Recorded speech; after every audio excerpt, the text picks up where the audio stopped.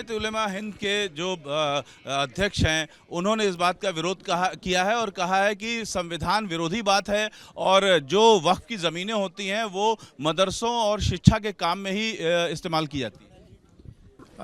अध्यक्ष जी ने बिल्कुल सही बात कही कि यह जो ज़मीन है इसकी अगर जांच हो तो ये ज़मीन हमारी है, क्योंकि मोहम्मद साहब से लाखों वर्ष पूर्व हमारी परंपरा आई और मोहम्मद साहब के आने के बाद, मोहम्मद साहब के आने के पहले पूरी परंपरा गोपाल की थी। आज भी पूरी परंपरा गोपाल की है।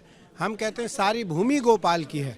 तो वक्फ बोर्ड तो इस्लाम धर्म को आए 1900 साल हुए। कैसे कोई ये कह सकता है कि जो बाद में आया भूमि उसकी होगी, जो पहले आया भूमि उसकी होगी।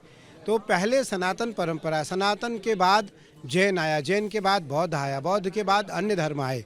तो इसलिए तो पंथ है सभी। हमारी परंपरा में सनातन परंपरा सर्वोपरि है, इसलिए सारी भूमि गोपाल की है।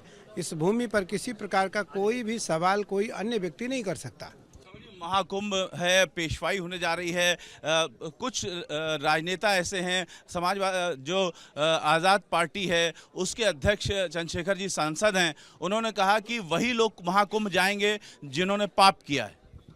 धर्मम कम शरणम गतः, श्रीमद् भागवत जी का यह श्लोक है। भगवान श्री कृष्ण से उद्धव जी और विदुर ने पूछा कि भगवान आप जा रहे हो, आपके जाने के बाद हम कहाँ जाएंगे?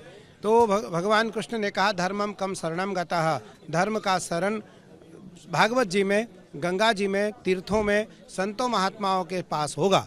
इसलिए यह महाकुंभ संतों का महाकुंभ है, यह कुंभ सनातनियों का महाकुंभ है, यह कुंभ सनातन धर्मावलंबियों का कुंभ है। और यह गंगा यमुना सरस्वती के पावन संगम पर यह तीर्थराज प्रयाग में यह कुंभ महाकुंभ चल रहा है।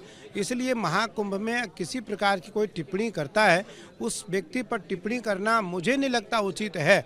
मैं केवल इतना कहना चाहूँगा कि ये सनातनियों का कुंभ है, ये परंपराओं का कुंभ है, ये मौलिक सिद्धांतों का कुंभ है और ये लौकिक नहीं पारलौकिक परंपरा की मेला है।